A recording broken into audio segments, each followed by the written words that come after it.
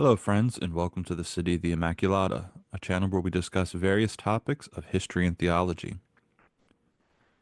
If you are watching this on YouTube, I would ask that you please like the video, subscribe, comment if there's anything you find interesting about it. All of this helps to kind of propel the channel into the algorithm mix and get this content out to a wider audience. So I appreciate all that you guys do in that respect.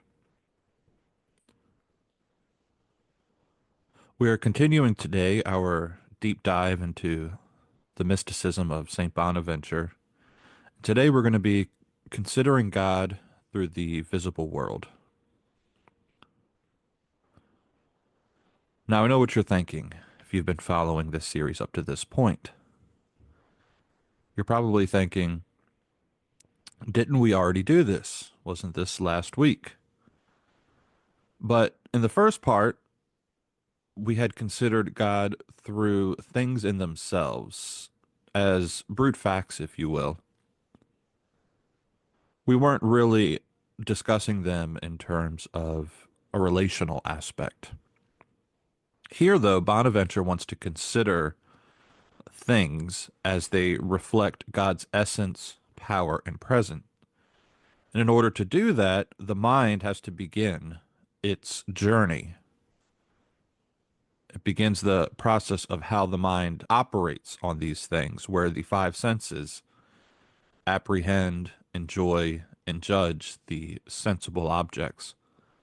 Now, as with many of these topics that we are discussing, I've gone through in previous lectures in greater length about, say, Bonaventure's process of abstraction, sense knowledge, and I would point you back to those other videos. We're not going to be doing as in-depth an analysis here in these videos as far as that goes, but it is a subtle shift.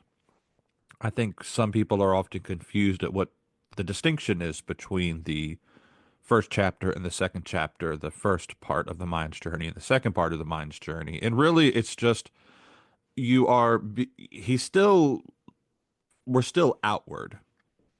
We're still considering the universe, the world.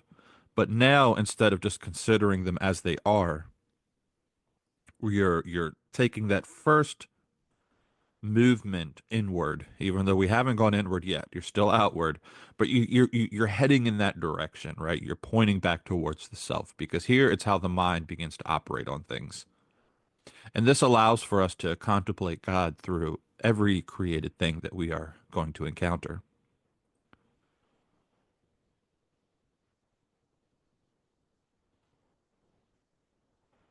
So I was a little bit torn about how I wanted to display this first part of what Bonaventure discusses. He talks about the governing of creation. When we look out at creation, how are things governed?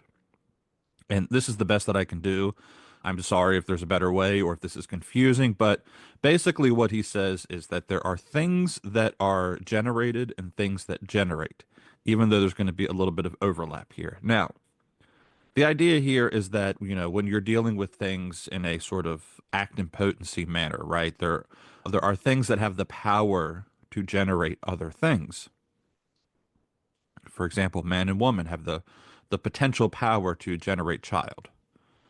So Bonaventure's looking around and he's saying, okay, well, what are the things that are generated and what are the things that generate? And the things that are generated, the things that come out of the the the stuff, if you will, of the universe that are generated from the things of the universe. Well, we have the heavenly bodies, the things of the above.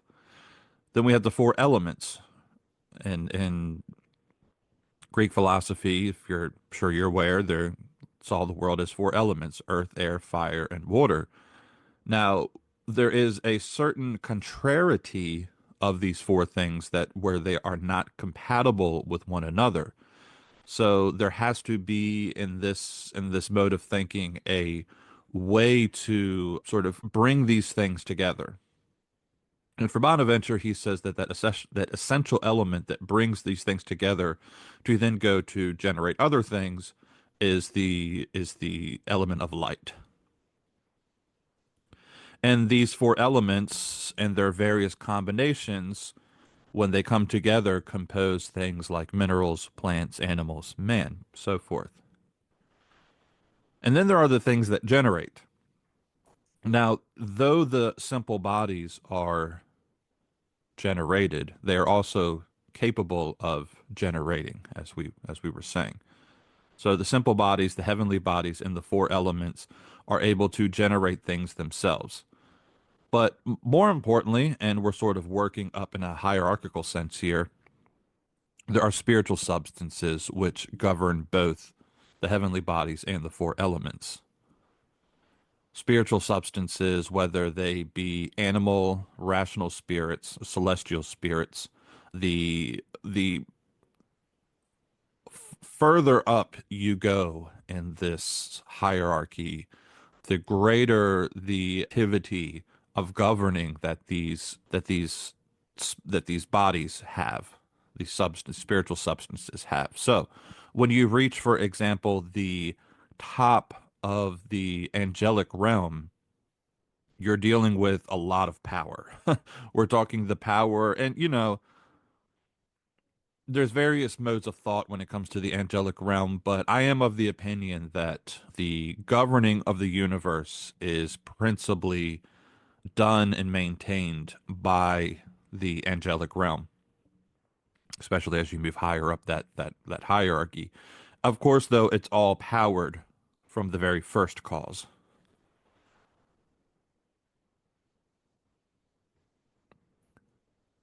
So then Bonaventure wants to scale down. He said, all right, so that's sort of the the the macro level of the universe, the macrocosm or cosmos, if you will.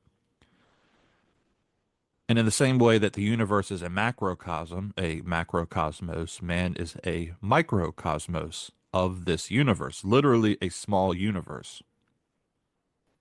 And the macrocosm, the world out there, enters the microcosm by way of the senses, be it sight, sound, taste, touch, smell. These senses act as a portal, a medium between the object and the subject, the thing experienced and the experiencer. And they pass through as similitudes being apprehended by the internal organ, by the mind. And once the thing is apprehended, if it is a good, then pleasure would follow, right? So if it is a beautiful thing to gaze upon, right, or if it is a tasteful thing, or if it is a melodious sounds, these are the things of delight. And the body delights in these things if they are good. The Bonaventure does mention that, all things in proportion, because the senses are adverse to extremes. So a beautiful color is beautiful within its proportions, but once it becomes, like, say, too bright or too overbearing or whatever it is, or just like a spice, right? A little bit of a spice goes a long way. The body tends to reject it. So all of these things are proportional as well. Proportionality is an important term for Bonaventure. Then we have judgment. And judgment is, again, one of these key Bonaventurian terms that I'm probably going to spend some time on in another video, another lecture, just discussing some of these things. I do go into it again on Bonaventure on the senses a little bit, especially as it relates to like divine illumination. But after the thing is apprehended, after the internal organ grasps the object that the subject is experiencing, then there follows in Bonaventurian language judgment. Whether the thing is black or white, whether it is good or bad, etc. Bonaventure says that one inquires into why a thing is delightful so as to move the subject toward further examination.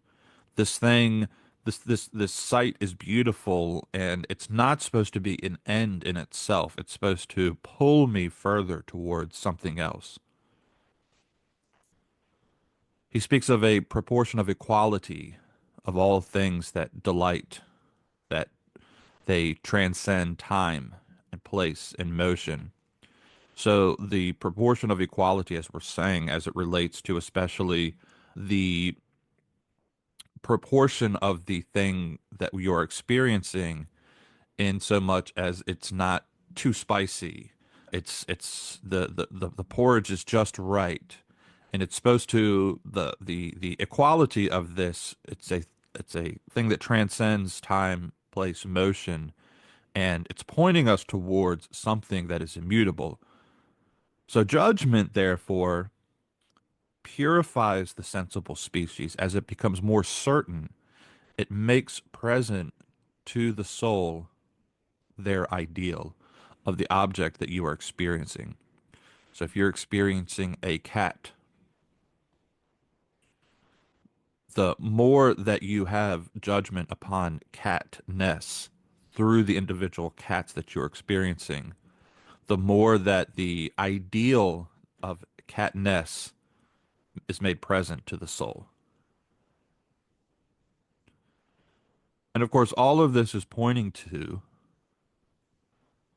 the similitude of the species, the catness, as a likeness to the eternal light, the thing which delights the subject. It's pointing towards a first beauty which is proportional to the one generating, which once apprehended dispels the needs of the beholder. So again, you delight in this thing, but you begin to experience a proportionality that almost, you could say, almost transcends the thing itself. The beauty of a sunset draws us towards the one generating once we have apprehended that this is pointing us towards. So it's all drawing us and pointing us and leading us, leading the mind to something that once that thing is apprehended, you no longer are searching. You enter a state of rest. So judging then leads evermore towards immutable. And since nothing is eternal,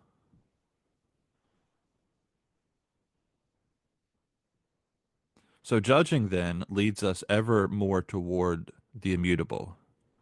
And nothing is eternal, changeless, and immutable except God. So judgment, as it becomes more certain, as your judgment becomes more certain, your closeness to God becomes greater. The things judged must then be infallible and indubitable, without error, for they are judged in accord with the eternal art from which they derive both in creation and eternally ad intra within the divine ideas themselves. And I have a two presentations actually, one on the divine ideas as such, and then one specifically going through Bonaventure on the divine ideas. But this is kind of what he's getting at, right? The reason we are making judgment, the reason we have these senses, is all to make clear to us, to make present to us actually, to make present to the soul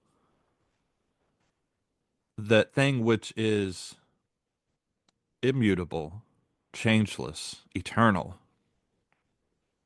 And none of the things that you are experiencing, none of the sense objects that you are experiencing are these things. The things that we experience are, and as Bonaventure and all the scholastics would point out, are very changeable, are very prone to error. But that doesn't mean that we dismiss them. They all serve this purpose of, in Bonaventurian terms, of leading the mind to God in and through the things themselves. So in conclusion, Bonaventure says, creatures are shadows, echoes, and pictures of that first, most powerful, most wise, and most perfect principle, of that first eternal source, light, fullness, of that very first efficient, exemplary, and ordering art. They are the vestiges, images, and displays presented to us for the contuition of God, and divinely given signs wherein we can see God.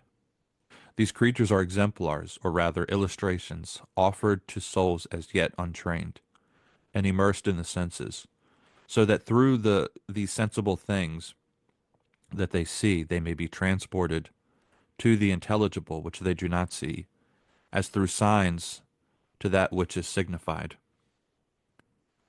For creatures of this visible world signify the invisible things of God, partly because God is the origin, exemplar, and end of every creature, and every creature is a sign of its cause, every example a sign of its exemplar, and every way a sign of the end to which it leads. For every creature is by its very nature a likeness of eternal wisdom. From all this one can gather that since the creation of the world his invisible attributes are clearly seen, being understood through things that are made, and so that they are without excuse who are unwilling to take notice of these things, or to know, bless, and love God in them, since they are unwilling to be transported out of darkness into the marvelous light of God. But thanks be to God through our Lord Jesus Christ, who has transported us, since by these lights externally given, we are disposed to re-enter the mirror of our mind, wherein shine forth divine things. And you will have to tune in next time as we re-enter the mirror of the mind, where forth shine divine things. Again, if you're watching this video, please like and subscribe. I appreciate. God bless you all.